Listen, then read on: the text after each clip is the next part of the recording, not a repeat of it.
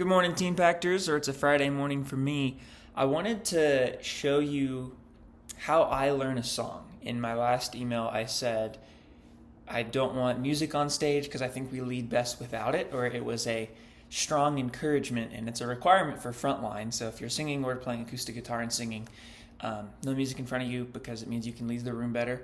And if you're in the back line, music is allowed, but I want to equip you as well as possible to not need it so you can lead best.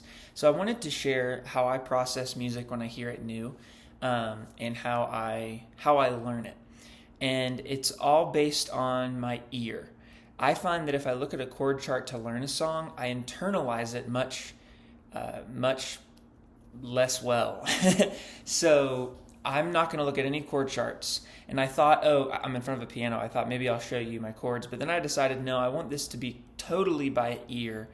And I like to use the word internalize rather than memorize.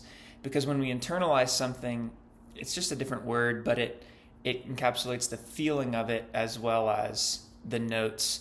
But it highlights how that feels rather than just knowing what the notes are.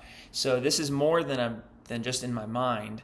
This is how do I feel this song? So first all of you are going to be familiar with scales and chords, but I want to give you a framework initially for this and try to kind of keep it as concise as possible, but also helpful. So I'm going to start in the key of G. Actually, I don't even need to know what key a song is in. I'm just going to sing a tonic note. I don't know what this is. I haven't touched the piano yet. So my tonic, which means like the root key note, is going to be 1. And then from there, my major scale will be 1, 2, 3, 4, 5, 6, 7, 1. I'm going to keep using those numbers. 7 is the only 2-syllable word, so we're just going to call that sev, okay? Oh, thanks, Apple, for the balloons. I don't know why you gave that to me. 1, 2, 3, 4, 5, 6, 7, 1. Obviously, we can use finger signs for most of those, except 6 and 7 are a little different because we only have 5 fingers. I'm just going to show you the finger symbols I give for chords, and I might use it through the video. 1, 2, 3, 4, 5, 6. And I don't really know what to do for 7. I think I would do like a 5 over 7. Maybe 7 would be like this, I think. But we don't use that too much. 6 is important if you're like hand signals for chords, but 7 less so. 1, 2, 3, 4, 5, 6, 7, 1. Let's just do that, and I'll use that for the video. So let's find out what key that is. 1. That's D flat. 1, 2, 3. So this is going to be hard for me. I don't think in flat keys very well, but we'll try to identify what notes they are. But my point is demonstrating that it doesn't really matter if we know what notes they are, because we want to know the relationship between the notes. It starts on D flat. D flat, E flat, F, D flat, E flat, F, G flat, A flat, B, A flat, B flat, C, D flat, C, D flat. So D flat, E flat, F, G flat, A flat, B flat, C, D flat. That's kind of a lot to say at once. Let's pick the key of G now. And that's just easy for me to quote, right? G, A, B, C, D, E, F sharp, G. But it doesn't really matter what those notes are. We're in a different key, but we can use the same numbers, right? 1, 2, 3, 4, 5, 6, 7, 1. And that's what's important, is those relationships, the numbers of it. And then as we listen to songs, we can hear relationships, and there are a few specific relationships I want to highlight. So let's stay in G for now. And the important chords, this is going to be familiar to many of you, but stick with me here. I think hopefully this is helpful in the long run. We're on 1, 2, 3, 4. So that 4 is important, 5 is important, 6 is important as the primary changes that we can internalize and listen for in song. So 1, 2, 3, 4. Or if we go just 1 to 4. 1, 4, 1, 4. That happens to be a G, C, but that's not important right now. Let's go to the key of E, just for example. 1, 4. And if we keep going to other relationships, 1, 5, 1, 6, 1, 4, 4. E, so that's E to A, it's E to B, E to C sharp minor, but still just numbers. Don't worry about the chords. So then the way that I listen to songs is I try to listen to those relationships and hear where does it go. And the most helpful part to listen to is bass. Listen to where the bass note is going, and that won't always capture everything, but it's a great place to start. Because that's the biggest change you can usually hear. If we're in E still. So that's our 1. And then if I play a different note, I can identify that change is a 1 to 5. And then if it goes here, I'm going to make a drum beat and kind of give you just the idea of bass to show you this changes.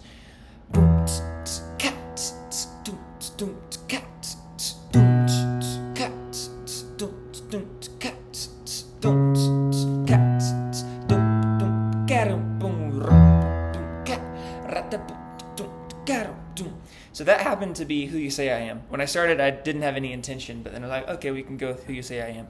So that change is 1, 4, 5, 6, 1, 2, 3, 4, 5, 6, 5, 4, 5, 6, 1, 2, 3. And it walks down 6.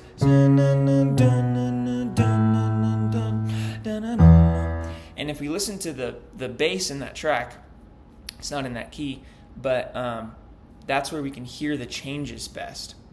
So I haven't gone through any of these songs yet because I want to show you how I'm thinking about it in real time. But for demonstration, I want to go to a song that I have played before. This is Same God. We're going to go to the chorus. Kind of the second chorus where we have bass in it. There we go. Just listen. Okay, so that first change in the bass I heard, bum, bum, bum. So I immediately know, okay, that went down and it's not too far. I think this song is in D flat. So I'm just gonna feel out what does that sound like, and I can tell that passes through 7 down to 6. So 1, 7, 6, 5, 4. I don't have that note. But if we listen and we try it out, we can internalize it better, figuring it out, than we can looking at a chart. A chart is going to feel faster initially, but over time, as you build this skill to listen and hear, is if you know how it sounds, you can play it. You don't need to see it to play it. And that's important because music is sound. So some of you are going to be, well, I'm a visual learner. And I work with some musicians that say that on my own team. But my response is music isn't visual. Music is something we hear. And so that's the side of the language that we need to develop fluency in.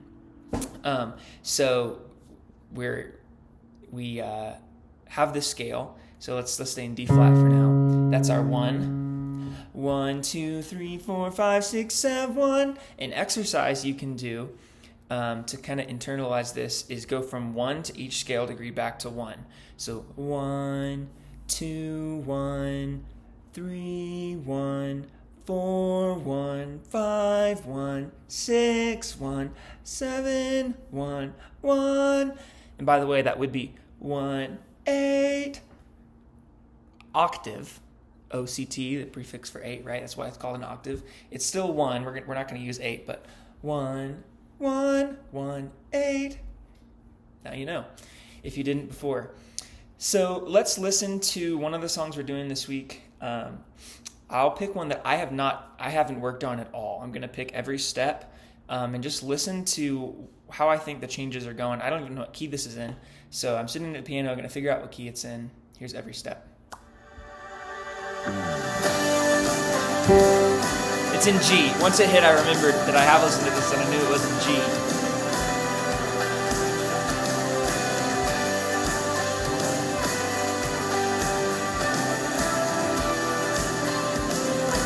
So there's a change on beat 4 before the big change. I can tell it starts on the 1 chord, and that's usually the case. Sometimes not, but usually going to be the case.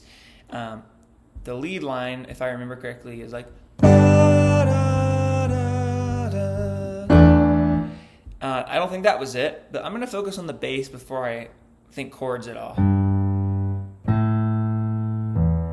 It might go to 2, but let me listen to it again. I know that after that passing chord, where it goes 1, 1, 2, 3, 4, 1, 2, something else, then it goes to 6. I can hear that. Let's listen to it again.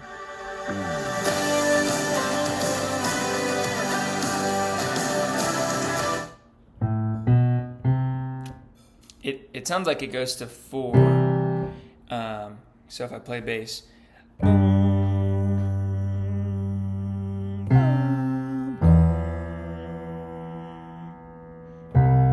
And it probably goes down to C again, and before the rotation goes up. Let me listen.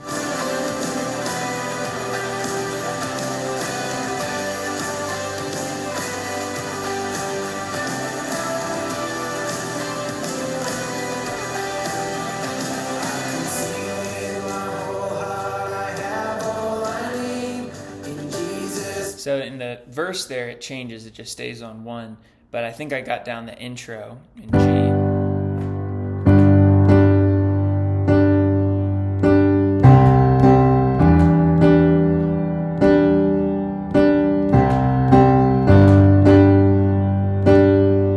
So I'm not necessarily playing parts I hear in the song. I'm just identifying the chord structure right now. And so you can do this on guitar or piano or whatever your instrument is. It's actually easiest on bass. And I think guitar, piano, bass, that covers kind of all of it. Electric guitar, acoustic guitar, sure, but that covers all the instruments that we really have on stage. Strings, similar. So we have that intro bit, and now I can say I'm on piano, I can figure out that lead line. I just want to internalize how it sounds and then figure it out rather than reading it. So that starts on 5. 5, 4, 3, 2, 1. So I can think that's D. Just walks down. And say I wanted to play that in octaves.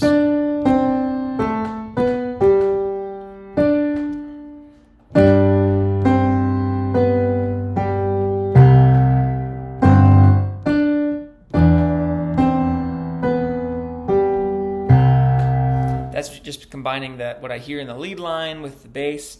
One more thing in worship music. The reason that it's easiest to focus on what the bass is doing is because up top we're rarely playing just straight block chords. Like we're in G.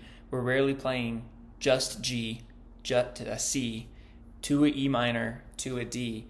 In our right hand, like a lot of the time, we're keeping an open fifth, which modifies those chords, but it's not written out that way necessarily. So here in G, I'll demonstrate it to you. So there's a G, and then I'm passing through C, but really all I'm changing in my right hand is one note. I'm still playing G, C, D, so that's technically a C add 2. There's no third in it. And that changes, it's smoother, it actually changes fewer notes, but the bass changes. That's why it's best to listen to what the bass is doing. If I were to go G to just a straight C block chord, it doesn't sound as nice.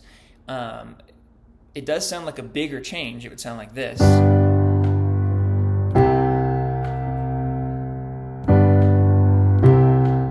But it's not as nice as...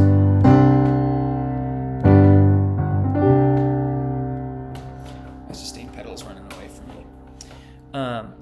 So just a note there.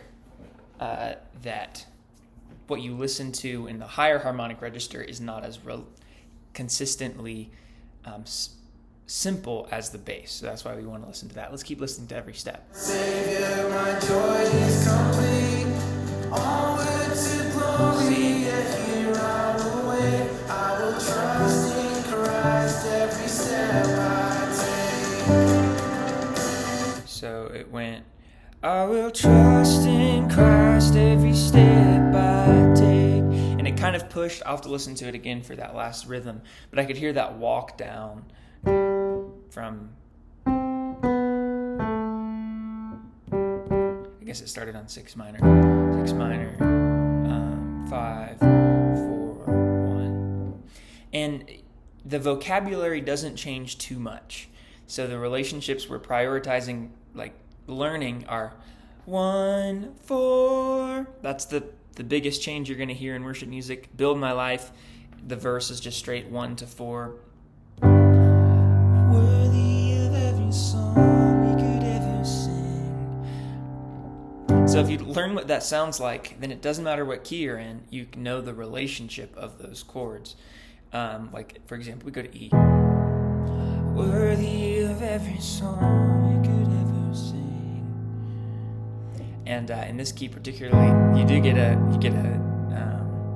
3 in the bass there, but it's still a 1 chord.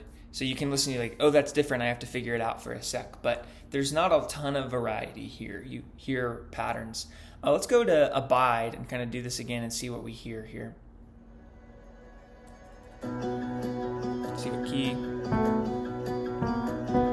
We're in B. For my waking, The bass has been the same so far. for my daily, I think that's a movement to a 5. I depend That's a movement to a 6. It would make sense if it goes to 4. Yeah. depend on you. So I'll try to play it with it. For my sleep, That is 5 indeed. I depend on you. Yes, I depend on you. I think this progression stays the same if I remember how it goes. Yeah. Oh, that's a different chord, so let's figure out what that is.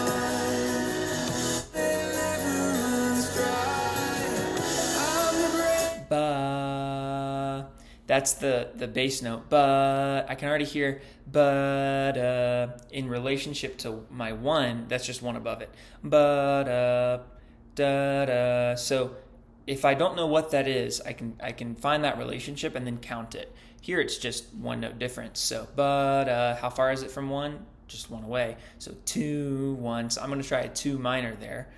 If I, you're the way, the truth, and the life. You're the way, never runs dry. Yeah, that's it. I'm a branch, and that's a C sharp minor in the key of B, but it's a 2 minor. So that's different. That is probably the next most common chord used. The 1, the 4, the 5, the 6, and then the 2 would be the 5th, 2 minor. But starting out, that's not in the bass vocabulary, B-A-S-E. Let's keep listening.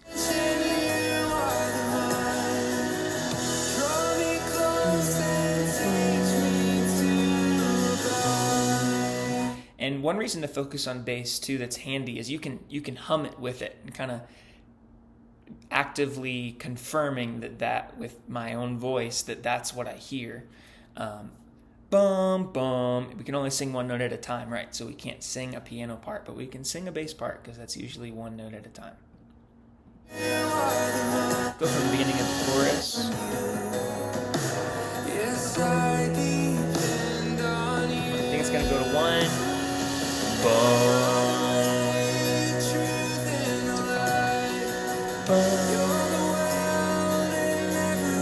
I remember it goes to 2. Bum.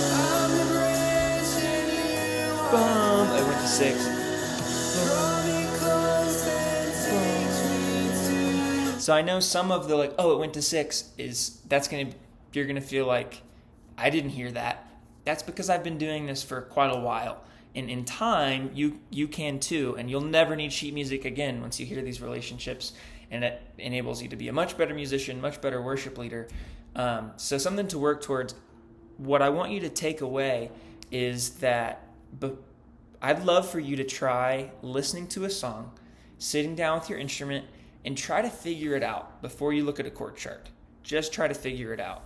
And remember your kind of scale degrees, and what's most common is the 1, 4, 5, and 6. So if you're on guitar, the odds you're playing G shapes are high. Then your 1, 4, 5, 6 is G, C, D, E minor. If you're playing in the key of E, then your 1, 4, 5, 6 is E, A, B, C sharp minor.